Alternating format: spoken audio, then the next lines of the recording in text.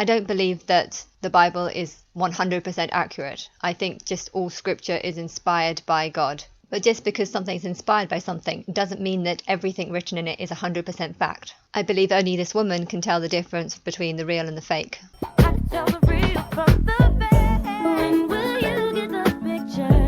And this will be part of her testimony, telling people what's the truth and what's not. But the writers themselves did not know what they were talking about. So when they were inspired to write about the Ark of the Covenant, And all the elders of Israel came, and King Solomon and all the congregation of Israel that were assembled unto him were with him before the ark. because they refused to believe that it's a woman, because they refused to acknowledge the picture of a woman, they then in their own close-minded mind decided to picture this Ark of the Covenant as being a stone with their testimony on it, not her testimony, or a box, or a church, or a city, or just anything else but a woman. And so this is why the writers then went on to talk about stone tablets and a gold box with cherubims around. Not because it's the truth, but just because they were inspired to write something, but they couldn't accept what they were writing, so they changed what they thought they were talking about. But the point I'm making is that the passage here states that the Ark of the Covenant is a testimony that comes out of Zion. Since testimonies don't actually come out of cities, they come out of people, and since lots of people believe that Christ is supposed to be the Ark of the Covenant, it does seem to point more to my theory.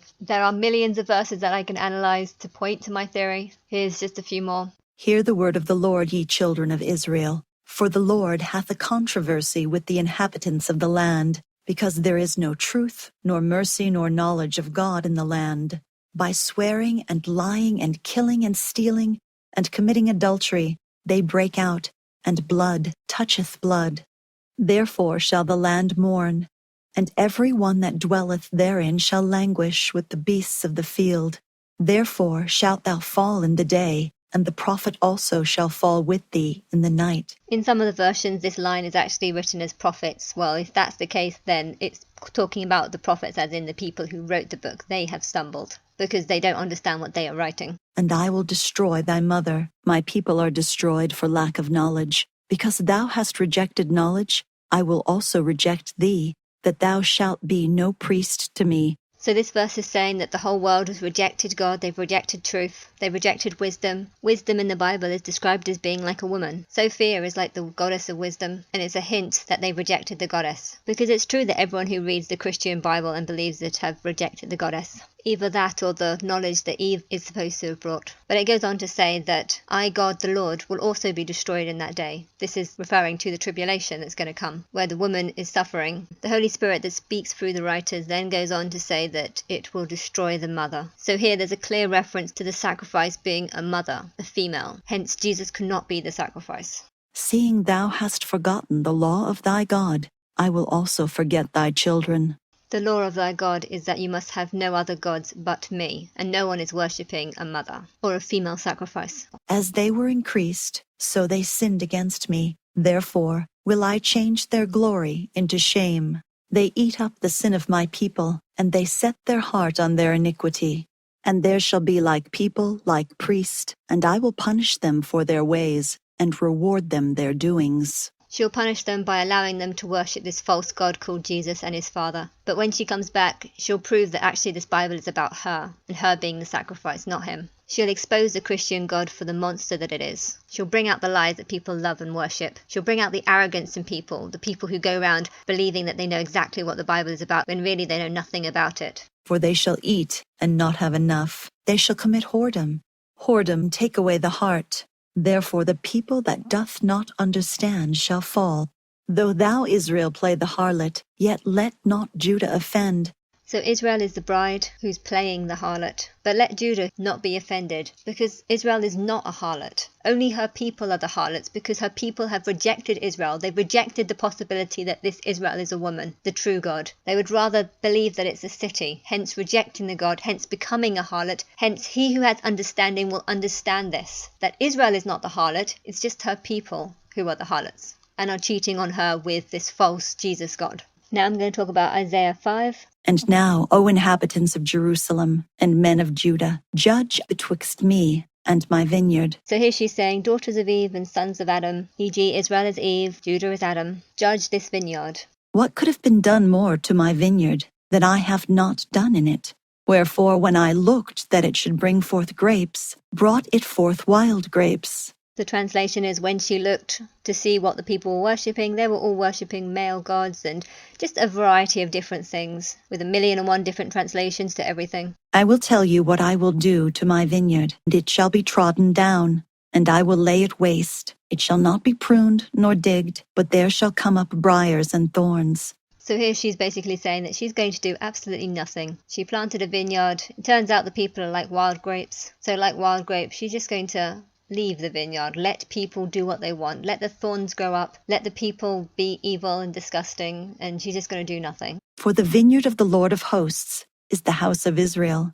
She's saying that this is the vineyard of Israel. So if Israel is supposed to be a nation of people, then why does it explain that she doesn't want to help people? The only thing that makes sense is if Israel is a woman, and that the reason why she doesn't want to help people is because no one's accepting the fact that Israel is a woman. So until the world is ready to worship a woman, she's just going to let people do whatever they want. And the men of Judah his pleasant plant. What this part is saying is that the man Judah is like the plant. The woman gave birth to a son. The son's going to have quite a few lives, dying and coming back again, reincarnating over and over again, until he grows up. And only after that has happened, only after the plant is properly grown, will she come back to fix things. But she says about people of that time, They regard not the work of the Lord, neither consider the operation of his hands. Therefore my people are gone into captivity, because they have no knowledge, and their honorable men are famished, and their multitude dried up with thirst. Therefore hell hath enlarged herself, and opened her mouth without measure, and their glory, and their multitude, and their pomp, and he that rejoiceth shall descend into it. because this God has no love for humans, because humans have rejected her, they hate her, they don't want a female God. She has no love for those people. Woe unto them that call evil good, and good evil, that put darkness for light, and light for darkness, that put bitter for sweet, and sweet for bitter. I believe this whole bit is about Christianity, about how they mistake this evil God that wants to kill everyone for something that's good and justly, and how they've mistaken Babylon the Great, the mystery whore, as being something that's bad when really she's just being raped by the world, raped and used, because everyone rejects the mother and only wants the father. So their root shall be as rottenness, and their blossom shall go up as dust, because they have cast away the law of the Lord of hosts, and despised the word of the Holy One of Israel. I believe the Holy One of Israel is Israel, the woman who everyone has rejected. She has rejected her people because her people have rejected her. The law of the God of Israel is that you must have one God, not two. If you worship Jesus and his Father, then you're worshipping two, not one God. You're not worshipping the right God. Well, what I mean by that is that there's loads of stories where God tells Moses to kill 50,000 people. There's lots of false lines that Jesus said about how God can answer everyone's prayers, and there's loads of lies within the Bible. And so when I talk about the false God of Christianity, I'm talking about this false God that can do everything, that can grant people's wishes, that loves everyone, the false God that sacrificed his son. I think there's tons and tons of lies within the Bible, and all these lies have built up this big false father image that's just not true. I think the real God of the Bible is actually this woman. I believe the Bible is correct in many parts, but there's two interpretations of it. You can interpret it as the God of Israel just being the God that the people of Israel worship, or you can say it's God of Israel as in a God that this woman will worship, her beliefs, her view on things. The Bible is a book of riddles, and it can be interpreted in loads of ways, and I'm saying that how people usually interpret the Bible is completely different to how they should be interpreting it. And by interpreting it in a completely different way, they actually create a completely different image and picture of who God is and what she believes in and what she thinks is right and what's wrong. The book is inspired by God but not written by God, hence there's tons of lies within. So when this woman comes, she'll say what kind of person she is. She'll say that she didn't grant Moses the permission to kill 50,000 people, that she didn't destroy all the people that were living around Noah's time, because, she doesn't judge people by what their blood is like. She judges people by their actions. There's loads of lies in the Bible. The false God is the God that you picture if you read the Bible as being a literal series of events. If you take everything as being the 100% truth, if you do that, then you come up with a false God. But if you just read it how I'm reading it, as a bunch of fairy tales, but some have hidden messages from her, hidden within. Okay, there's some stuff that's not true in it, but that's the truth. Therefore is the anger of the Lord kindled against his people, And he hath stretched forth his hand against them, and hath smitten them, and the hills did tremble, and their carcasses were torn in the midst of the streets. Lastly, there's a million more quotes that I can bring up. The law is supposed to come from Zion. Zion is described as a delicate, comely woman. She's a wife, she's a mother. Look up the videos yourself to find out more about this woman. She's a bride. Christ is supposed to come looking for a pure virgin bride. The mistake, though, that people are making is that they're mistaking the male for the Christ, when really the bride is the real Christ. Martin Dodd is the person who I believe is the father. This guy was a Sony executive. He has tons of connections in the music industry.